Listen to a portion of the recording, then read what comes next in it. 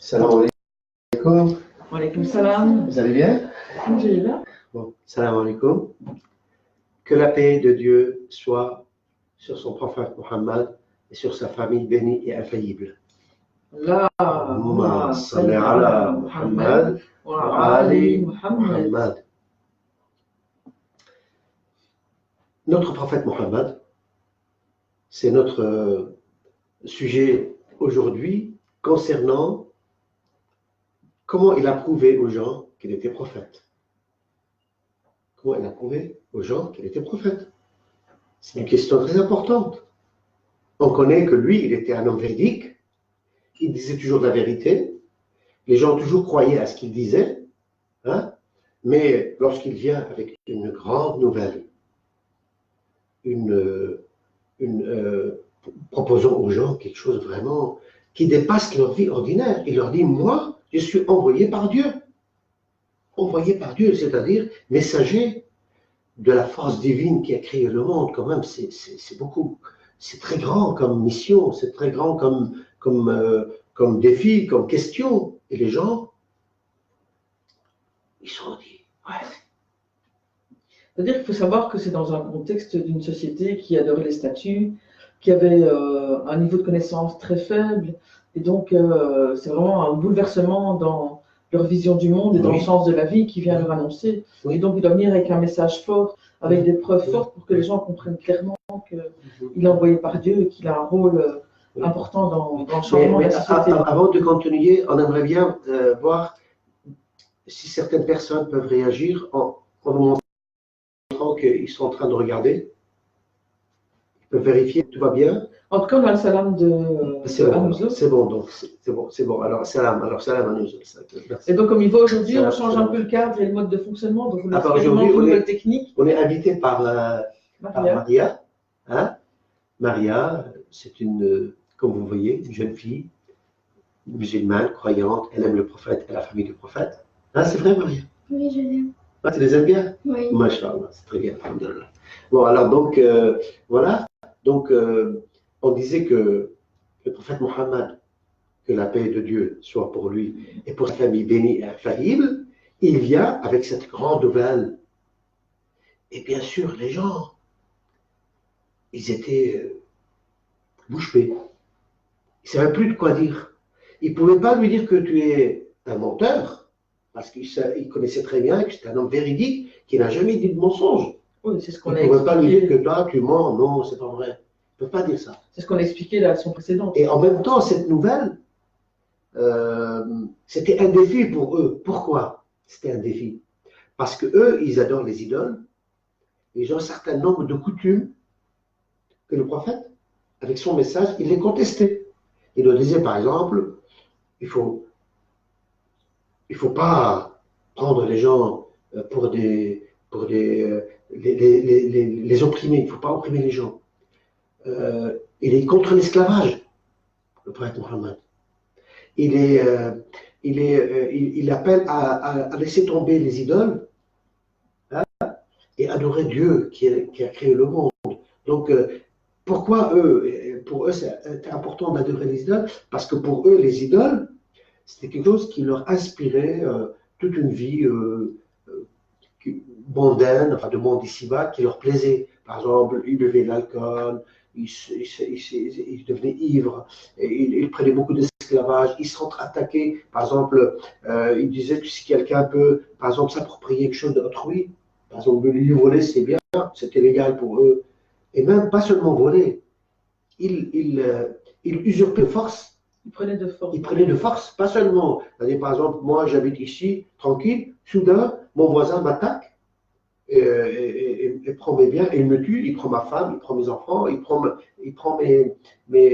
exemple, mon dromadaire, mes moutons, de force. En fait, c'est une société qui vivait selon des règles de tribal. Donc, c'était des tribus, des grandes familles, et c'était vraiment des relations de force. Donc, celui qui est le plus fort prend à l'autre.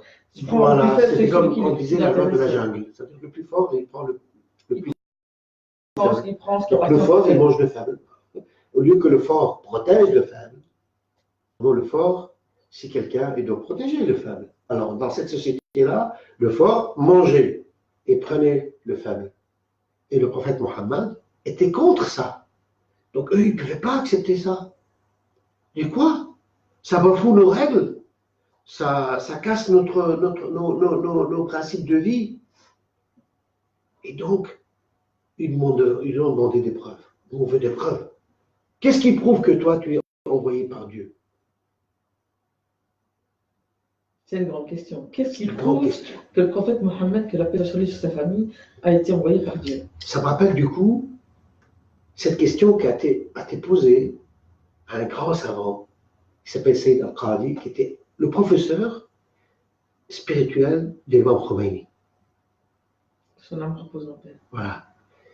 On lui a demandé un jour, toi, tu es un homme d'une très grande adoration. Vous savez, dans certains contextes, on dit que les gens qui ont des relations spirituelles, ils sont tellement aimés par Dieu que même la nature leur obéit. C'est-à-dire la nature leur obéit. On dit par exemple, si par exemple il demande à Dieu quelque chose, ce qu'il demande, il sera exaucé, même si c'est des miracles, des choses qui sortent de l'ordinaire. Alors on lui dit, tu es un grand savant, tu es un grand adorateur de Dieu. Est-ce que tu peux faire des miracles? On lui a posé cette question-là. Est-ce que tu peux faire des miracles? Ce savant qui s'appelle Qadi. Il a dit, comme par exemple, comme quoi des miracles? Comme quoi des miracles? Il a dit, tu peux voler dans l'air? Tu peux voler? Tu peux voler, toi? Tu crois, tu dis que tout ce que tu demandes à Dieu, il te donne. Est-ce que tu peux voler dans l'air? Il a répondu, mais c'est chose facile. Même une mouche, elle peut voler dans l'air. Voler dans l'air, c'est facile. C'est pas vraiment un miracle. Même une mouche, elle peut voler dans l'air. Une mouche, qu'est-ce que c'est une mouche? Un moustique, il peut voler. On dit, alors, est-ce que tu peux marcher sur l'eau? Ils ont cru lui adresser un défi plus grand et plus important. À quoi il va répondre? Il dit, mais même une planche de bois peut flotter sur l'eau. Elle peut marcher sur l'eau, flotter sur l'eau.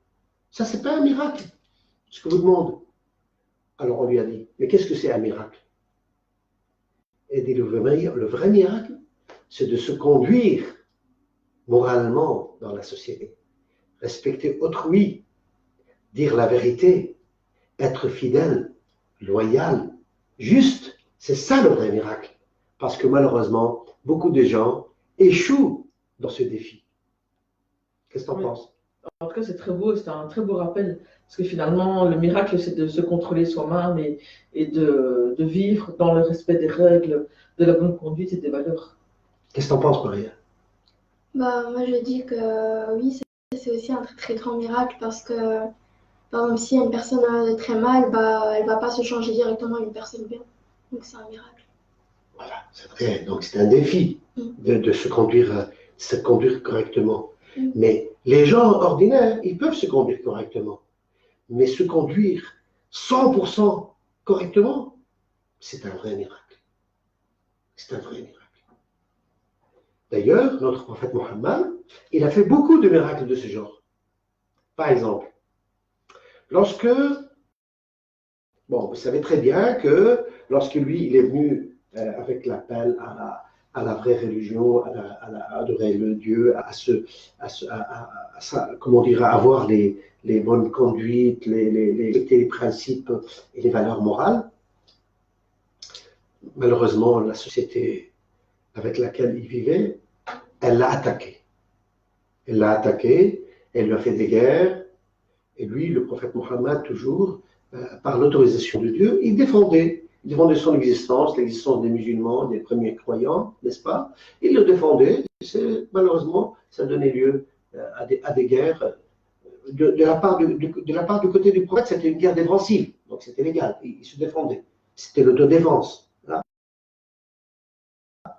Mais les autres, c'est des agresseurs. Et donc, du coup, ça me fait penser au fait que quand le prophète il a reçu la responsabilité de livrer le message, il ne l'a pas fait directement à tout le monde. Il a fait la prophétie d'abord à ses proches. Il y avait Khadija, il y avait l'imam Ali, salam, et il y avait ses proches. Et puis il a fallu plusieurs années pour qu'il arrive à vraiment préparer les gens pour qu'ils puissent entendre ce message. Et donc ça met bien en évidence que les gens n'étaient pas spécialement prêts et que c'était une société très dure et très difficile et qu'il savait que la mission qu'il avait allait être confrontée à beaucoup de difficultés. Oui, oui. Et il a subi un de ça. Donc c'était progressif, comme tu dis. Hein, c'était progressif petit à petit. Mais malgré ça, il a subi des attaques et des agressivités et des hostilités de la part de sa société à l'époque. Il a subi. Bon, mais il a quand même réussi à faire parvenir son message à tout le monde. Et les gens devaient choisir entre le bon chemin ou bien être contre lui et aller vraiment. Il a réussi. Et parmi ses réussites, une des dernières, c'est lorsque réussi dans plusieurs affrontements entre lui et les idolâtres de la Mecque, n'est-ce pas? Et il a... Excuse-moi, je me rends compte que dans les messages, on nous signale qu'on ne nous entend pas très bien. Ah bon? Ben, je ne sais pas quoi dire maintenant. Pour l'instant, le son... il faut parler plus doucement ou vraiment... Est-ce que vous pouvez nous informer de l'appréciation du son? Est-ce que si on parle plus fort, plus doucement, plus lentement, est-ce qu'il y a une différence pour vous? Ben, on pourrait peut-être continuer en étant plus lent et en essayant de porter plus notre voix. Oui. En tout cas, bon, ben, malheureusement maintenant on ne peut pas, parce que la situation est que, techniquement parlant, on a fait de notre mieux. Voilà. Et donc, on a essayé d'innover dans la technologie. Voilà. Oui. Il faut croire que ce n'est pas très concluant. En tout cas, nous, peut-être de continuer en faisant un effort pour être mieux entendu. Mais donc, tu expliquais? Alors, donc, expliquer que le prophète Mohammed, lorsqu'il est venu en victorieux à la Mecque, en victorieux. Vous savez, normalement, quelqu'un qui a la victoire, souvent, il est pris de quoi? Il est pris de sentiment de gloire, de fierté. D'orgueil. D'orgueil. Alors, dans le traité qu'il a écrit entre lui et les gens de la Mecque. Et donc, le traité pour les jeunes, c'est un accord, c'est une donc lettre. Donc, lui, le prophète, il venait, avec très nombreux, à la fin du message, ils étaient très nombreux, sont venus, et puis les gens de la Mecque, ils ne pouvaient plus faire la guerre, ils avaient perdu toutes les guerres contre lui. Peut-être élève un peu ta voix si tu veux. Donc, ils ont perdu toutes les guerres contre le prophète, et donc ils ne pouvaient plus encore faire une guerre de plus. Lui, il vient avec les musulmans pour faire le pèlerinage, pour entrer à la Mecque, sa ville natale. OK? Et les gens de la Mecque, qu'est-ce qu'ils ont pensé? Ils ont fait, on va faire une ruse, on va lui demander de faire un traité.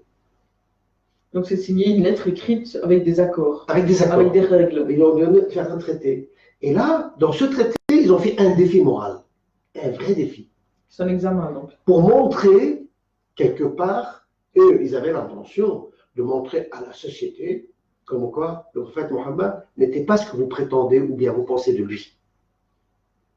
Ils sont venus. Donc ils ont essayé de le ridiculiser devant. Quelque part, ridiculiser ou bien lui lancer un défi. Alors ils sont venus lui dire, écoute, toi tu viens avec...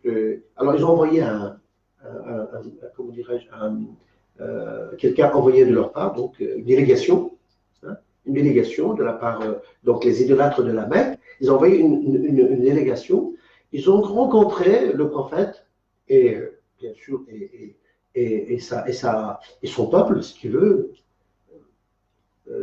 dans un endroit près de la Mecque, à l'extérieur. Ils ont proposé, nous, on veut la paix, on veut faire un traité de paix avec toi, on ne veut plus t'attaquer, vous venez